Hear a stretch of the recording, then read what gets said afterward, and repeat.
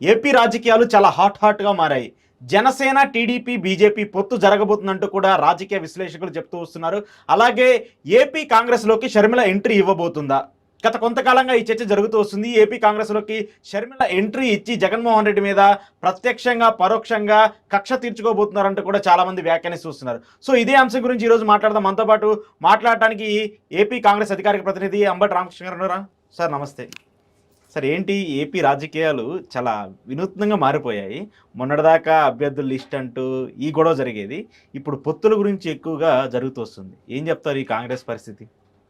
Congress person first మీ ఇంట్రడక్షన్లో 2 మాటలు మాట్లాడారు. ఒకటి బీజేపీ, టీడీపీ, జనసేన పొత్తు అనేది మాట్లాడారు. సరే, జనసేన, టీడీపీ అనేది పొత్తులో ఉన్నాయి అండ్ జనసేన బీజేపీలో ఉంది అని వాళ్ళు చెప్తున్నారు. కానీ బీజేపీని ఏ రకంగా తీసుకెళ్ళి టీడీపీ పొత్తులో పెట్టుకుంటుందో అనేది ఇవాళ ఆంధ్ర రాష్ట్ర ప్రజల ఆలోచన, అయోమయంలో ఉన్న ఆలోచన. ఎందుకంటే ఆయన అధికారంలో ఉన్నప్పుడే మంత్రులు క్యాబినెట్లో నుంచి మంత్రులు భారతీయ జనతా పార్టీ ఆంధ్రప్రదేశ్ రాష్ట్రానికి ఏమీ చేయట్లేదు, Bharatiya Janata party lead NDA వల్ల ఆంధ్ర రాష్ట్రం నష్టపోతూ ఉంది అని చెప్పి చంద్రబాబు నాయుడు గారు వారి మంత్రుల్ని రాజీనామా చేసి ఇక్కడ భారతీయ జనతా పార్టీ మంత్రులు చంద్రబాబు నాయుడు గారిని పొగిడి, చంద్రబాబు నాయుడు గారి పరిపాలన పొగిడి, మా నాయకత్వం వల్ల మేము మంత్రులుగా వెనక్కి వెళ్ళిపోవాల్సి వస్తుంది అని అంత బాధను వ్యక్తం చేసిన తరుణంలో ఇవాళ మళ్ళీ భారతీయ జనతా పార్టీతో ఏ రకంగా పొత్తు పెట్టుకుంటారు? ఫర్ ఎగ్జాంపుల్, సరే, నరేంద్ర మోడీ గారినో అమిత్ షా గారినో విమర్శించే దమ్ము, ధైర్యం ఈరోజు ప్రాంతీయ పార్టీలు మూడింటికి లేవు. కానీ ఈ 4.5 సంవత్సరాల కాలంలో కూడా చంద్రబాబు నాయుడు గారు కానీ, తెలుగుదేశం పార్టీ కానీ, కేంద్ర ప్రభుత్వం ఆ రాష్ట్రానికి మేలు చేసిందని కానీ, లేకపోతే కేంద్ర ప్రభుత్వం నుంచి ఇన్ని నిధులు రాష్ట్రానికి వస్తే జగన్మోహన్ రెడ్డి అని పాడు చేశాడు కానీ ఆ సబ్జెక్ట్ లేదు. అప్పులు తెస్తున్నారు, రాష్ట్రం అభివృద్ధి చెందట్లేదు, ఈ సబ్జెక్టే జరుగుతుంది తప్ప కేంద్రానికి సంబంధించిన సబ్జెక్ట్ ఏ లేదు. మేలు జరిగిందనే సబ్జెక్ట్ ఎక్కడ తెలుగుదేశం సమర్థించిన దాఖలాలు మనకి ఎక్కడా లేవు. అటువంటి తరుణంలో మళ్ళీ ఆ బ్యాగేజ్ని తెచ్చి చంద్రబాబు నాయుడు గారు భుజాన్ని వేసుకుంటారా అనేది అయితే నాకైతే డౌటు. ఈవెన్ ఆంధ్ర రాష్ట్ర ప్రజలు కూడా అది జరగదనే విశ్వసిస్తూ ఉన్నారు. సరే, అది జరిగి ఆ రకంగా వెళ్తే ఇక మరి తెలుగుదేశం పార్టీ యొక్క ఇంకా అంతకన్నా ఆత్మహత్య సాదృశ్యం ఉండదేమో అనేది ఇవాళ జరుగుతున్న చర్చ. తర్వాత రెండో విషయం, షర్మిలమ్మ గారి విషయానికి వచ్చేటప్పటికి నేను మీ మాటని ఖండిస్తూ ఉన్నా. జగన్మోహన్ రెడ్డి పైన బాణంగా ఎక్కుపెట్టడానికో, జగన్మోహన్ రెడ్డి పైన పగ తీర్చుకోవడానికో రాజకీయాలు అట్లా ఉండవండి. కాంగ్రెస్ పార్టీ ఎదగడం కోసం, కాంగ్రెస్ పార్టీ తన పూర్వవైభవాన్ని సంతరించుకోవడం కోసం, రాజన్న రాజ్యం కోసం, రాజన్న కళ్ళలుగాని ఇందిరమ్మ రాజ్యం కోసం, లేదు రాహుల్ గాంధీ గారిని ప్రధానిగా చూడాలి అని రాజశేఖర్ రెడ్డి గారి చివరి కోరిక ఏదైతే ఉందో దానికి నెరవేర్చడం కోసంగా షర్మిలమ్మ గారు కాంగ్రెస్ పార్టీలోకి రావచ్చు, సాదరంగా ఆహ్వానిస్తాం. ఆ దిశగా వారు కూడా పనిచేస్తారు తప్ప వ్యక్తి టార్గెటెడ్గా, లేకపోతే ఒక వ్యక్తి కోసం, అంటే జగన్మోహన్ రెడ్డి గారిని వాళ్ళు టార్గెట్ పెట్టుకొని చంద్రబాబు నాయుడు గారిని వీళ్ళని వదిలిపెడతామా? అట్లా ఉండదు కదా. 5 ఏళ్ళు చంద్రబాబు నాయుడు గారి వల్ల రాష్ట్రంలో ఎంత నష్టం జరిగింది అని 5 ఏళ్ళు విపరీతమైన పోరాటం చేశాం మేము టీడీపీ పైన. అట్లా ఈ 4.5 సంవత్సరాలు, సో గడిచిన 9.5 సంవత్సరాలుగా 2 ప్రాంతీయ పార్టీల పరిపాలన కేంద్రం నుంచి వాళ్ళు తీసుకురావడంలో విఫలమైన విషయాలు. సో ఇవన్నీ ప్రజలకు వివరించి చెప్తాం తప్ప ఏ వ్యక్తి టార్గెటెడ్గా ఉండదు. కాంగ్రెస్ పార్టీ ఎలా బలపడాలి, కాంగ్రెస్ పార్టీ ద్వారా ప్రజలకు ఏం మేలు జరగాలి, ఈ దిశగా కాంగ్రెస్ పార్టీ ఆలోచిస్తుంది తప్ప ఒకరి మీద అమోఘమైన ప్రేమ, లేకపోతే ఒకరి పైన వ్యక్తిగతమైన కక్షలు ఉండడం అనేది. కక్ష మీరు చెప్పట్లేదు, ప్రతిపక్షాలు చెప్తున్నాయి. ఇప్పుడు డైరెక్ట్ గానే ఇటు చంద్రబాబు నాయుడు, ఇటు పవన్ కళ్యాణ్, జనసేన, బీజేపీ వీళ్ళందరూ చెప్తున్నారు కదా, షర్మిల వస్తుందంటే ఖచ్చితంగా జగన్మోహన్ రెడ్డికి రిటర్న్ గిఫ్ట్ ఇవ్వడానికే వస్తుందని చెప్పేసి డైరెక్ట్ గా చెప్తున్నారు. అది ప్రాంతీయ పార్టీలో ఉంటుందండి. వ్యక్తిగత కక్షలు, లేకపోతే ఒకరి మీద ఒకరి ద్వేషాలు, అది ప్రాంతీయ పార్టీలో నడిచే రాజకీయాలు. ఎందుకంటే అర్జెంటుగా కుర్చీ లాగేసుకోవాలి, అక్కడ కూర్చోవాలి అనే తాపత్రయం, తపన ఈ ప్రాంతీయ పార్టీలో నడుస్తుంది తప్ప మరీ బేసిక్గా కాంగ్రెస్ పార్టీలో అసలు అటువంటి దీనికి తావు ఉండదు. కాంగ్రెస్ పార్టీ ఒక ఐడియాలజీ ప్రకారం ప్రజల గురించి ఆలోచించి ఆ రకంగా వెళ్ళే ఆలోచన జరుగుతుంది తప్ప వ్యక్తిగత కక్షలు, కార్పణ్యాలకి మీకు మనం ఉదాహరణలు తీసుకోండి. ఎక్కడా కూడా వ్యక్తిగత కక్షలు, కార్పణ్యాలకి కాంగ్రెస్ పార్టీ ఎంటర్టైన్ చేయదు. ఆ రకమైన దీంట్లో ఆవిడ కూడా వెళ్తారని అనుకోవట్లే. ఆవిడ కూడా ఎంతసేపటికి రాజన్న రాజ్యం స్థాపించాలనే ఆకాంక్ష ఆవిడలో ఉంటుంది తప్ప డెఫినెట్గా ఈ ప్రభుత్వంలో ఉన్న ఫెయిల్యూర్స్ ఎండగడతాం. జగన్మోహన్ రెడ్డి గారి ప్రభుత్వంలో ఉన్న ఫెయిల్యూర్స్, ప్రజలకు జరగవలసిన మేళ్ళు ఏదైతే అందలేదో, రాజన్న రాజ్యం తీసుకొస్తాను అని ఏదైతే జగన్మోహన్ రెడ్డి గారి కుర్చీలో కూర్చున్నారో అవి ఏవైతే చేయలేకపోయారో అవి ప్రజలకు వివరించి చెప్తాం తప్ప ప్రభుత్వం పట్ల మా పోరాటం ఉంటుంది తప్ప వ్యక్తి పట్ల పోరాటం ఉండదు. ఆ రకమైన షర్మిల గారు వస్తున్నారా? డెఫినెట్గా షర్మిల గారు వస్తున్నారు. మా హైకమాండ్ చెప్పిన దీని ప్రకారం ఆవిడ జాయిన్ అవుతారు పార్టీలో అనే క్లియర్ కట్ మెసేజ్ అయితే మాకు ఉంది. విత్ ఇన్ ఏ వీక్, ఎక్కువ దూరం కూడా లేదనుకుంటాను, విత్ ఇన్ ఏ వీక్ ఆవిడ జాయిన్ అవుతారు అనేది that is clear.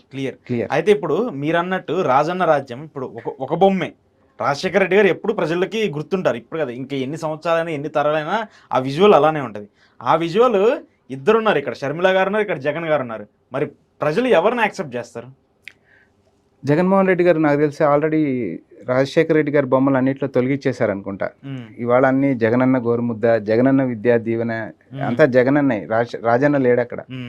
So Rajanna అనేది వాళ్ళ ఎవరు పేటెంట్ హక్కు అంటే as a CLP leader, Congress legislative party లీడర్గా, రాష్ట్ర ముఖ్యమంత్రిగా అవి చేసిన మేళ్లు కానీ చెప్పుకునేదానికి కానీ జగన్మోహన్ రెడ్డి గారు పక్కన పెట్టేసిన తరుణంలో కాంగ్రెస్ పార్టీకి అది పూర్తి 100% అధికారం ఉంది. డెఫినెట్గా కాంగ్రెస్ పార్టీ రాజన్న రాజ్యం అని చెప్పుకుంటాం. రాజన్న కళలు కానీ ఇందిరమ్మ రాజ్యం అని చెప్పుకునేదానికి కూడా కాంగ్రెస్ పార్టీకి అధికారం ఉంది తప్ప బొమ్మలు వాళ్ళు రాజశేఖర రెడ్డి గారిని పక్కన పెట్టేశారు. అయిపోయింది, ఆ స్టోరీ క్లోజ్ అయిపోయింది. అక్కడ ఆ ఎలక్షన్ వరకు వాడుకున్నారు, తీసి పక్కన పెట్టేశారు. 100% ఆ పేటెంట్ రైట్స్ కాంగ్రెస్. డెఫినెట్ గా ఆయన సిఎల్పి లీడర్ కదా, కాంగ్రెస్ లెజిస్లేటివ్ పార్టీ లీడర్. దాని అర్థమేమి, ఆయన కాంగ్రెస్ లీడర్ అనే కదా. ఆఖరి నిమిషం వరకు ఆయన తాపత్రయపడింది రాహుల్ గాంధీని ప్రధాని చేద్దామని కదా. ఇలా ఈ రకంగా ఆయన ఆలోచన ఆయన చేయలేదు కదా. సో డెఫినెట్ గా రాజశేఖర రెడ్డి ఈజ్ కాంగ్రెస్ లీడర్. ఇక్కడ తెలంగాణలో ఆ స్లోగన్ తీసుకున్నారు, ఇప్పుడు ఏపీలో కూడా అదే స్లోగన్ తీసుకోబోతున్నారు. తీసుకోవడం కాదు అశోక్ గారు, అది డెఫినెట్ గా మాదే కదా, ప్రత్యేకంగా అందరూ మీదే. ఇప్పుడు నేను 100% మీదే, దాన్ని ఎవరు ఖండించలేదు. ఖచ్చితంగా జగన్మోహన్ రెడ్డి గారు 2019 అధికారంలోకి వచ్చారంటే వైఎస్ఆర్ పార్టీ కానివ్వండి, వైఎస్ఆర్కి సంబంధించి ఆ సింబల్ కానివ్వండి, ఆయన పేరు కానీ వైబ్రెంట్గా పనిచేసింది. ఇక్కడ తెలంగాణలో కూడా ఆ పేరు, ఆ విజువల్, ఆయనకు సంబంధించి ఒక సామాజిక వర్గము ఏదైనా సరే ఆ విజువలైజేషన్, ఆ ఓట్ బ్యాంక్ ఎప్పుడు కొంతవరకు ఉంటుంది. అది నేను ఏంటంటే నా మేజర్ ఎఫెక్ట్, ఒక కొడుగ్గా ఇక్కడ ఆయన ఆ పార్టీ ఉంది, ఒక కూతురికి సంబంధించిన ఒక పార్టీ ఉంది. ప్రజలు ఎవరి వైపు ఉన్నారు, అది నాకు కావాల్సిన అవసరం. అంటే నేనేమంటా అంటే ఆ గత చరిత్ర తీసుకున్నప్పుడు కొంత ప్రజెంట్ చేసుకోవడంలోనో లేకపోతే ఆ మీడియా సపోర్ట్ సంపాదించుకోవడంలోనో ఎక్కడో మేము వీక్ అయ్యాం. మాకు రావాల్సిన మీడియా సపోర్ట్ లేకపోవడం వల్ల దాన్ని గుండుగుత్తాగా హోల్సేల్గా వాళ్ళు లక్కెళ్ళిపోగలిగారు. కానీ ఇవాళ ప్రజలకు ట్యాబ్లర్ కాలం వేసి చూపిస్తాం. 2004 నుంచి 2014 వరకు ఇదిగో సంక్షేమ కార్యక్రమాలు కాంగ్రెస్ పార్టీ ఇవి చేసుకుంటా వచ్చింది, అభివృద్ధి కాంగ్రెస్ పార్టీ ఇవి కన్స్ట్రక్ట్ చేసుకుంటా వచ్చింది. 2014 to 2019 ఈ పరిపాలన జరిగింది. 19 to ఇప్పుడు 24 వరకు ఈ పరిపాలన జరిగింది. కంపేర్ చేయండి, అగ్రికల్చర్లోనా లేకపోతే సోషల్ వెల్ఫేర్లోనా లేకపోతే ప్రతి దాంట్లో 1 by 1 ట్యాబ్లర్ కాలం వేసి కంపేర్ చేసి చూపిస్తాం. చూపించిన తర్వాత నిజమైన రాజ్యం ఇందిరమ్మ రాజ్యం ఏది, ఇప్పుడు ఏం జరిగింది అనేది ప్రజలు 3 ట్యాబ్లర్ కాలమ్స్ చూసుకొని అర్థం చేసుకుంటారు. ప్రజలకు ఆ దశగా వివరించి చెప్పాలన్న ఆలోచన, దాంట్లో షర్మిలమ్మ గారి పాత్ర ఎక్కువ ఉండబోతా ఉంది. ఆవిడ వివరించి చెప్పినప్పుడు, మీరు అన్నప్పుడు ఇందాక సామాజిక వర్గాలు అని మాట్లాడినప్పుడు కొంత అట్రాక్ట్ అయ్యే అవకాశం ఉంటుంది. అది కాంగ్రెస్కి డెఫినెట్గా మేలు జరిగే అంశం అనేది కాంగ్రెస్ లీడర్గా నమ్ముతున్నాం, మేమందరం నమ్ముతున్నాం. ఇప్పుడు ఏంటి వైసీపీ వాళ్ళు ఎంతమంది వస్తున్నారు కాంగ్రెస్లోకి? ఇప్పటికే ఒక మేజర్ లీడర్ సెక్షన్లో దాదాపుగా 25 to 30 మెంబర్స్ పార్టీతో టచ్లో ఉన్నారు అనేది మా సీనియర్ లీడర్ చెప్తున్నమాట. దీనికన్నా కూడా సెకండ్ కేటగిరీ, థర్డ్ కేటగిరీ తీసుకుంటే YCP second category, third category అసలు లీడర్షిప్ లేకుండా చేసేసుకున్నారు, వాళ్ళే చేసుకున్నారు, ఎవరు చేసింది కాదు.